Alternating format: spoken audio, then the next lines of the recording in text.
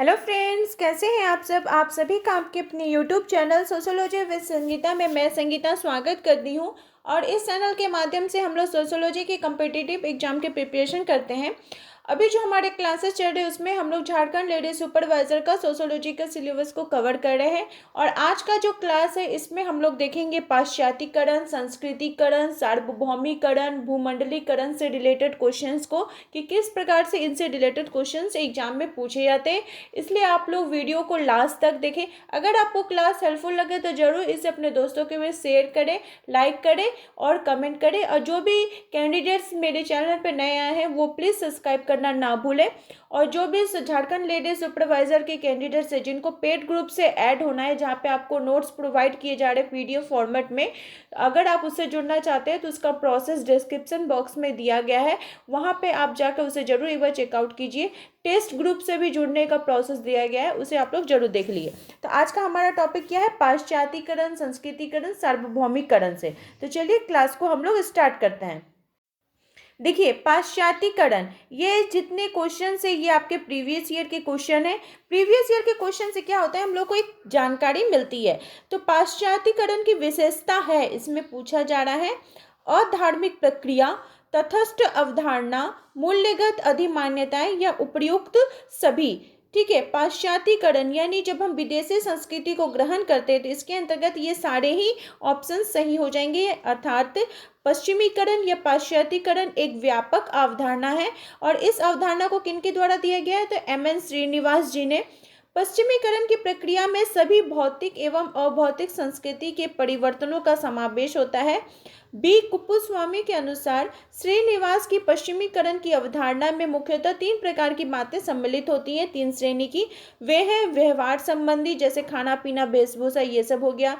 फिर है ज्ञान संबंधी, जिसमें आपके साहित्य, विज्ञान, मूल्य संबंधी हो जाएंगे। और मानवतावाद या समतावाद, सार्वभौमिकवाद, ये सब इत्यादि। जो पश्चिमीकरण है वो नैतिक रूप से तटस्थ अवधारणा है। कहने का तात्पर्य यह हुआ कि यह अवधारणा केवल परिवर्तनों का विश्लेषण करती है। कोई परिवर्तन अच्छा है या बुरा, ये इस विचार से दूर रहती है, सिर्फ इस अवधारणा को वो अध्ययन करती है। श्रीनिवास जी के अनुसार पश्चिमीकरण का प्रभाव क्या होता है कि हमारे सोसाइटी के अंतर्गत सामाजिक क्षेत्र में, राजनीतिक क्षेत्र में, धार्मिक क्षेत्र में, प्रौद्योगिकी क्षेत्र में, हर जगह हमें देखने को मिलता है। तो पश्चिमीकरण की अवधारणा किनके द्वारा दी गई है, हम लोगों ने पहले ही पढ़ा, ये एम.एन. श्रीनिवास जी के द्वारा दी गई है। पश्चिमीकरण, संस्कृतिकरण, ये अवधारणा एम.एन. श्रीनिवास जी के द्वारा ही दी गई है। नेक्स्ट क्वेश्चन है कि भारत में पश्चिमीकरण की प्रक्रिया के कारण जो हमें बदलाव देखने को मिल रहे हैं उनके 4 शीर्षकों में विभाजित किया गया है। तो वे कौन कौन से 4 शीर्षक है, ठीक है, ये आपको दिया गया है। जैसे विलोपनवादी परिवर्तन, योगशील परिवर्तन, सहायक परिवर्तन, संश्लिष्ट परिवर्तन। तो उक्त सामान्यीकरण का उल्लेख किया गया है। ये किनके द्वारा किया गया है, तो एस.एच. आल्थस जी के द्वारा किया गया है। उनके अनुसार जो पश्चिमीकरण के द्वारा समाज और संस्कृति में जो परिवर्तन आते हैं उसको मुख्य रूप से 4 भागों में उसको रखा जाता है। वे 4 भाग की जो प्रक्रियाएं हैं वो आपस में एक दूसरे से कनेक्टेड रहती हैं, लेकिन अगर हम इसको अलग अलग करके नहीं समझ सकते हैं। और ये प्रक्रियाएं क्या है कि विलोपनवादी या बहिष्कार परिवर्तन, योगशील या योगात्मक परिवर्तन, सहायक या पोषक परिवर्तन या संश्लिष्ट परिवर्तन इसको कह सकते हैं। नेक्स्ट क्वेश्चन है कि योगेंद्र सिंह के अनुसार पाश्चातीकरण के अंतर्गत निम्नलिखित में से मूल्यों का कौन सा सेट सम्मिलित है। योगेंद्र सिंह के अनुसार पाश्चातीकरण के अंतर्गत कौन सा मूल्यों का सेट सम्मिलित होता है, तो मानवतावाद और तर्क बुद्धिवाद। क्या होता है, मानवतावाद और तर्क बुद्धिवाद।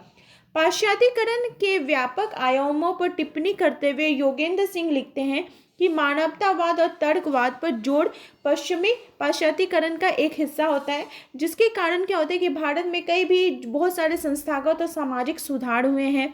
देश में वैज्ञानिक, हम जब पश्चिमी प्रभाव के कारण आते हैं तो इससे क्या होता है, हमारी तकनीकी जो व्यवस्था है, हमारी शिक्षा की व्यवस्था है, ये सब चीज़ों में क्या होता है, विकास होता है, हमें बहुत ही ज़्यादा फास्ट चेंज देखने को मिलता है। नेक्स्ट क्वेश्चन है कि लर्नर जी ने भारतीय समाज में हो रहे परिवर्तनों के लिए पश्चिमीकरण की अपेक्षा आधुनिकीकरण को अधिक पसंद किया है। लर्नर जी क्या बोलते हैं कि पश्चिमीकरण की अपेक्षा जो आधुनिकीकरण है वो ज़्यादा है। तो इसमें से कौन सा कारण है जिसको वो इम्पोर्टेंट मानते हैं। यहाँ पे 4 आपको कारण दिए गए हैं, तो इसमें से आपको चूज करके लिखना है। ये पीजीटी 2004 में पूछा गया है। तो लर्नर जी ने क्या बताया, पश्चिमीकरण की अपेक्षा आधुनिकीकरण को। तो उसका कारण क्या होगा, इस उनमें से नहीं है। देखिए क्वेश्चन को एक बार जरूर देख लीजिए। तो पश्चिमीकरण केवल पश्चिम के प्रभाव का परिचायक है, ये कारण नहीं है, बल्कि पश्चिमीकरण एक संकुचित और सीमित अवधारणा, ये सभी इसके अंतर्गत आ जाएंगे।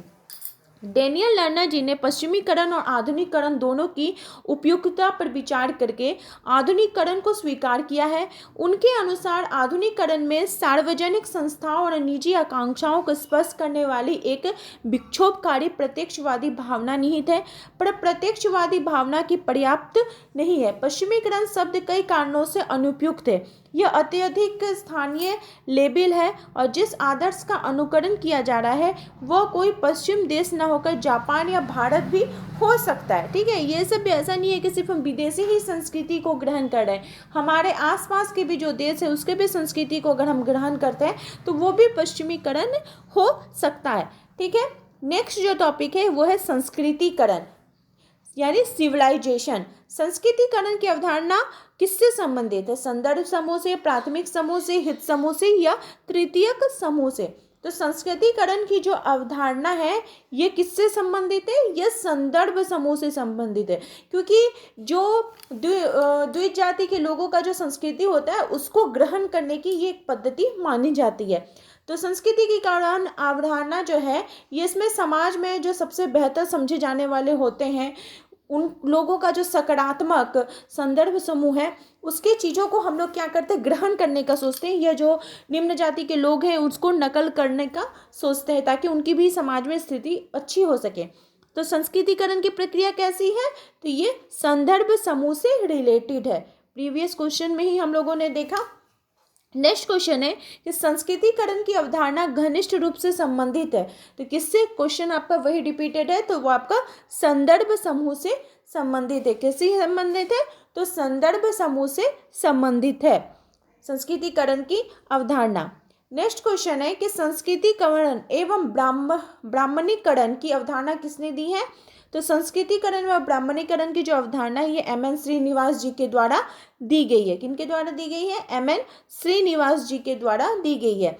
MN श्रीनिवास जी ने संस्कृतिकरण शब्द का सर्वप्रथम प्रयोग कहाँ पे किया था, तो कर्नाटक राज्य के अंतर्गत जो कुर्द जनजाति के लोग थे उनका जब जीवन का उन्होंने विश्लेषण किया तो श्रीनिवास जी ने कुर्द लोगों का अध्ययन करते हुए पाते हैं कि जो निम्न जाति के लोग हैं वो ब्राह्मणों की कुछ प्रथाओं को अपनाने तथा अपने स्वयं की जो कुप्रथाएं जैसे मांस खाना, शराब पीना, ये सब छोड़ने के इच्छुक है। वे चाहते हैं कि ब्राह्मणों की जो भोजन संबंधी आदतें हैं, उनकी जो वेशभूषाएं हैं, उनके जो कर्म कांड है, अगर हम उनको अपनाते हैं तो एक बेग में तो चेंज होगा नहीं, लेकिन धीरे धीरे हमारे अंतर्गत भी ये चेंज हमें देखने को मिलेगा, जिसको MN श्रीनिवास जी ने प्रारंभ में ब्राह्मणीकरण शब्द दिया था, बाद में इसमें कुछ संशोधन करके इस शब्द को उन्होंने संस्कृतिकरण शब्द प्रयोग किया था। ठीक है, तो ये अन इम्पॉर्टेंट फैक्ट की तरफ अगर हम देखते हैं, ये योगेंद्र सिंह का मानना था कि संस्कृतिकरण क्या है, ये ब्राह्मणीकरण की अपेक्षा एक व्यापक अवधारणा है। श्रीनिवास जी ने जातीय गतिशीलता को स्पष्ट करने के लिए संस्कृतिकरण शब्द का प्रयोग किया था और संस्कृतिकरण की जो प्रक्रिया है ये परंपरागत जाति व्यवस्था का समर्थन नहीं करती है, बल्कि एक लंबे से चले आ रही जो संस्कृति है उसको विरोधी भावना को प्रकट करती है। और हेराल्ड गुल्ड के विचार भी इसी चीज़ से हमें देखने को मिलते हैं। नेक्स्ट क्वेश्चन है कि भारत में सामाजिक परिवर्तन के संदर्भ में ब्राह्मणीकरण की अवधारणा किनके द्वारा सर्वप्रथम दी गई थी। तो ये किनके द्वारा दी गई थी, तो ये MN श्रीनिवास जी के द्वारा दी गई थी। पहले इन्होंने ब्राह्मणीकरण शब्द का प्रयोग किया था, लेकिन फिर बाद में इसको चेंज करके संस्कृतिकरण किया कर दिया गया। संस्कृतिकरण यानी आपका सिविलाइजेशन या संस्कृताइजेशन की अवधारणा है। ठीक है, वहीं कहीं भी आपको अगर संस्कृताइजेशन भी दिया हुआ है तो आप कंफ्यूज मत होइएगा, ये MN श्रीनिवास जी का ही है। तो संस्कृतिकरण की अवधारणा किन की है, ये MN श्रीनिवास जी की है। रिपीटेड क्वेश्चन है, बार बार ये क्वेश्चंस आपको देखने को मिलेंगे। देखिए ये सभी बार बार आपके क्वेश्चन पूछे गए हैं। PGT 2021 में भी ये क्वेश्चन आया हुआ है कि संस्कृतिकरण की अवधारणा किनके द्वारा दी गई है, तो MN श्रीनिवास जी के द्वारा संस्कृतिकरण की अवधारणा दी गई है। नेक्स्ट क्वेश्चन है कि निम्न कथन में रिक्त स्थानों की पूर्ति करने के लिए दिए गए विकल्पों में से कौन सा विकल्प सही है। संस्कृतिकरण सामाजिक परिवर्तन की एक प्रक्रिया है। तो संस्कृतिकरण जो है ये सामाजिक जो परिवर्तन है उसकी किस प्रकार की प्रक्रिया है। औपचारिक, बाह्य, आंतरिक या आदर्शात्मक। तो संस्कृतिकरण कैसी प्रक्रिया है, तो ये आंतरिक प्रक्रिया है। ठीक है, कैसी प्रक्रिया, आंतरिक। इसको इंडोजेनस बोला जाता है, जबकि जो पश्चिमीकरण होता है वह एक्सोजेनस होता है, वो बाह्य प्रक्रिया होती है। तो संस्कृतिकरण के विषय में निम्नलिखित कथनों में से कौन सा एक सही है पूछा जा रहा है। तो ये जो एक संरचना है, ये संरचनात्मक परिवर्तन की प्रक्रिया है। यह भारत में अंग्रेजी शासन के आगमन के साथ आरंभ हुई है।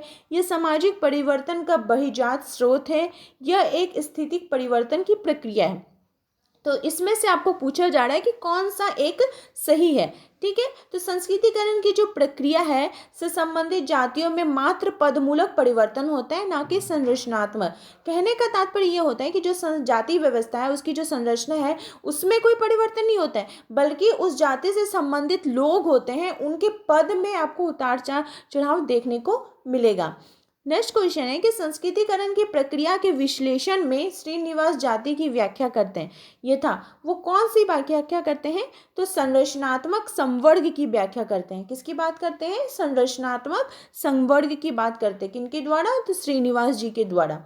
संस्कृतिकरण का तात्पर्य है, संस्कृतिकरण का मतलब क्या होता है, जाति संरचना में परिवर्तन, जाति संरचना का परिवर्तन, जाति संरचना के लिए परिवर्तन या उपयुक्त में से कोई नहीं। तो देखिए संस्कृतिकरण की जो अवधारणा है ये किससे रिलेटेड है, ये आपको समझना होगा। ठीक है, क्या बोला है, ये आपका जाति संरचना में परिवर्तन, जाति संरचना का परिवर्तन या जाति संरचना के लिए परिवर्तन। अगर आपको इस प्रकार के क्वेश्चन देखने को मिले तो इसका जो राइट आंसर है वो क्या हो जाएगा, बोलिए तो। संस्कृतिकरण में हम लोग क्या कर रहे हैं, इसका हमको आंसर बताइए कमेंट में। ठीक है, तो संस्कृतिकरण के संदर्भ में सत्य नहीं है।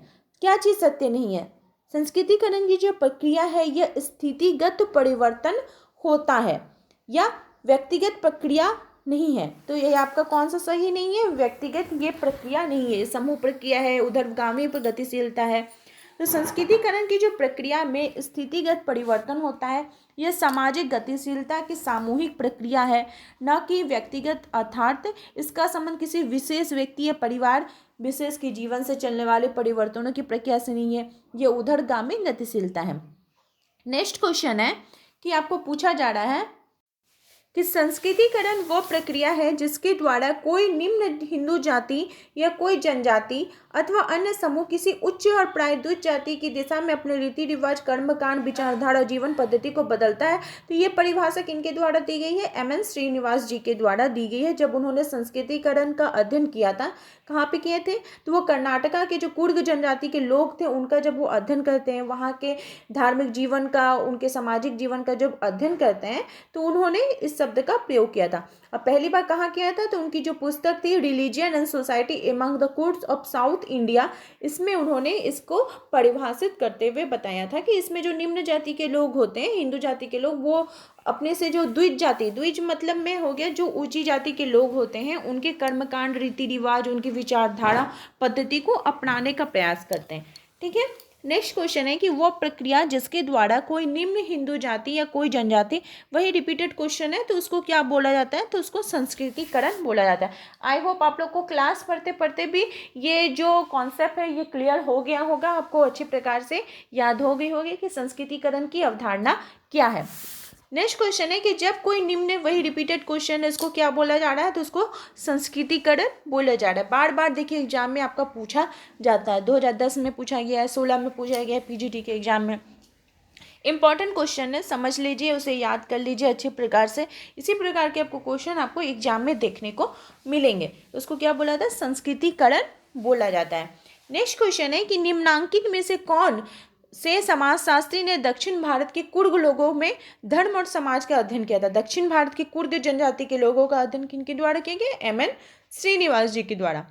नेक्स्ट क्वेश्चन है कि जिस पद्धति के तहत जातिगत क्रम परंपरा में ऊपर उठने के लिए कोई व्यक्ति अगर उच्चतर जो जाति के लोग होते हैं उनकी परंपराओं को, उनका अनुष्ठान को अगर अपनाता है तो उसको क्या बोला जाता है।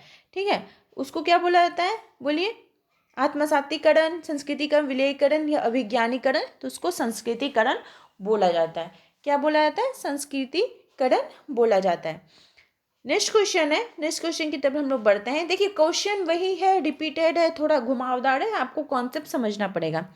नेक्स्ट क्वेश्चन पूछा जा रहा है कि श्रीनिवास ने संस्कृतिकरण की अवधारणा का प्रयोग अपने निम्नलिखित में से किस पुस्तक में किया था? तो उनकी पुस्तक का नाम था religion and society among the Coorgs of South India. क्या था? Religion and society among the Coorgs of South India. मैं थिंकर से रिलेटेड उनके बुक्स का नोट्स बना के आप लोग को पीडीएफ फॉर्मेट में पेड ग्रुप में प्रोवाइड कर दूंगी, ठीक है, जो इम्पोर्टेंट थिंकर से उनके जो इम्पोर्टेंट बुक्स है। नेक्स्ट क्वेश्चन है कि जब उच्च जाति हिंदू चेतन या अचेतन रूप से निम्न जाति हिंदुओं के व्यवहारों प्रतिमानों को अपनाते या अनुकरण करते हैं तो उसको क्या कहा जाता है? तो उसको क्या कहा जाता है? जब वही रिपीटेड क्वेश्चन है कि निम्न जो हिंदू जाति के लोग हैं वे उच्च हिंदू जाति के लोग अपनाते हैं तो उसको क्या बोला जाता है? तो उसको संस्कृतिकरण ही बोला जाता है। रिपीटेड क्वेश्चन है, उसको नहीं। देखिए यहाँ पे क्वेश्चन क्या बोला जा रहा है कि जब उच्च जाति हिंदू चेतन अचेतन रूप से निम्न जाति हिंदुओं के व्यवहार पर अपनाते अनुकरण कर तो उसे विसंस्कृतिकरण करे, क्योंकि वो तो उच्च जाति के लोग हैं लेकिन वो किसकी संस्कृति को अपना रहे हैं? निम्न संस्कृति। वो संस्कृतिकरण थोड़े होगा, वो तो विसंस्कृति, असंस्कृति, डिसंस्कृताइजेशन ये सब होगा ना। उसको आपको समझना पड़ेगा, उसको याद रखना पड़ेगा, ठीक है। ये भी क्वेश्चन आपका इसी प्रकार से घुमावदार पूछा जा सकता है, क्योंकि उच्च जाति के लोग इसको नियम को फॉलो कर रहे हैं, जो निम्न जाति के लोग हैं उनका। नेक्स्ट क्वेश्चन है कि संस्कृतिकरण की प्रक्रिया में निम्नांकित में से कौन सा पक्ष प्रबलतम होता है?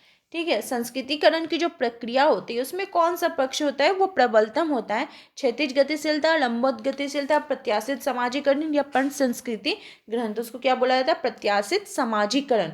क्या बोला जाता है? प्रत्याशित समाजीकरण बोला जाता है। योगेंद्र सिंह ने संस्कृताइजेशन या संस्कृतिकरण को एक प्रत्याशित या अग्रिम समाजीकरण की प्रक्रिया माना है। संस्कृतिकरण से गुजरने वाले जाति अपने से जो उच्च जाति की संस्कृति है इसी उम्मीद को अपनाती है कि उच्च जाति की सदस्यता या सामाजिक स्थिति उसे मिल जाएगी। नेक्स्ट क्वेश्चन है कि संस्कृतिकरण को अग्रिम समाजीकरण की प्रक्रिया किसने कहा है? तो संस्कृतिकरण को अग्रिम समाजीकरण की प्रक्रिया किनके द्वारा कही गई है? यहाँ पे आपके 4 ऑप्शन दिए गए हैं, तो आई थिंक योगेंद्र सिंह जी के द्वारा ये बोला गया है। नेक्स्ट क्वेश्चन है कि निम्न जातियों में होने वाले सामाजिक परिवर्तन को समझने हेतु एमएन श्रीनिवास ने किस सिद्धांत का प्रतिपादन किया है? तो निम्न जातियों के जो समाज के अंतर्गत जो परिवर्तन हो रहे हैं उसको समझने के लिए एमएन श्रीनिवास जी ने कौन सी संस्कृति बताई है? तो उसे संस्कृताइजेशन बताया है। अब हम लोग नेक्स्ट अपने पॉइंट की तरफ बढ़ते हैं, स्थानीयकरण एवं सार्वभौमिकरण। स्थानीयकरण एवं सार्वभौमिकरण की जो अवधारणा है ये भारतीय समाज में अध्ययन किनके द्वारा किया गया है? किसके बारे में? सार्वभौमिकरण और स्थानीयकरण के बारे में बात किनके द्वारा की गई है? A R. Desai, M N. Srinivas, D N. Majumdar या मैकम मैरियट। तो किनके द्वारा की गई है? आप लोग बताइए। स्थानीयकरण और सार्वभौमिकरण की जो अवधारणा है ये मैकम मैरियट जी के द्वारा दी गई है। ये भी आपका प्रीवियस ईयर का क्वेश्चन है, ठीक है। इसमें उन्होंने इसके संदर्भ में बात की है और कहाँ की? तो भारतीय समाज का उन्होंने अध्ययन किया था। भारतीय समाज का अध्ययन करने के फलस्वरूप वह यहाँ के स्थानीयकरण की बात, सार्वभौमिकरण की बात करते हैं। और ये जो है ये आपका झारखंड लेडी सुपरवाइजर के सिलेबस में दिया गया है। संस्कृतिकरण, आधुनिकरण, सार्वभौमिकरण, स्थानीयकरण ये सभी दिया हुआ है। तो जो ये प्रक्रिया है इसको दर्शाने के लिए मैकम मैरियट जी ने दृष्टि में जब लघु परंपरा के तत्वों अथवा देवी देवताओं ये सब चीज़ का इत्यादि का जब फैलाव था उसका अध्ययन किया, उसका विस्तृत अध्ययन किया, बृहत परंपरा के स्तर तक पहुंच जाता है। उन्होंने बताया कि जब मौलिक रूप से परिवर्तन हो जाता है तो ऐसी प्रक्रिया को हम सार्वभौमिकरण कहते हैं। अंग्रेजी से पोरोकिल का अर्थ है संकीर्ण या संकुचित, अतः सामाजिक दृष्टि से यह प्रक्रिया जो समूह की भावनाओं को संकीर्ण बनाती है, समूह में ग्रामों को स्थानीय विशेषताओं को उत्पन्न करती है, उसे हम स्थानीयकरण की प्रक्रिया कहते हैं। वैसे तो संकीर्णता या संकुचीकरण की प्रक्रिया का सर्वप्रथम उल्लेख मॉरिस एप्लर ने किया था। बाद में मैकम मैरियट ने संकीर्णता को अधिक महत्व न देकर स्थानीय धार्मिक विश्वासों को अधिक महत्व दिया। मैकम मेडियट ने संकीर्णीकरण को सार्वभौमिकरण की विपरीत विशेषताओं वाली प्रक्रिया मानते हैं। उनके अनुसार जब बृहद परंपरा के तत्व लघु परंपरा के तत्वों में सम्मिलित हो जाते हैं तो उसके स्वरूप बदल जाते हैं। बदलाव की इसी प्रक्रिया को हम क्या कहते हैं? संकीर्णीकरण। आई होप आप लोगों को अच्छे प्रकार से ये क्लास समझ में आ गई होगी। इसी प्रकार से आप लोग मेरे चैनल के साथ जुड़े रहिए। आप सभी का मेरे चैनल में जुड़ने के लिए बहुत बहुत धन्यवाद।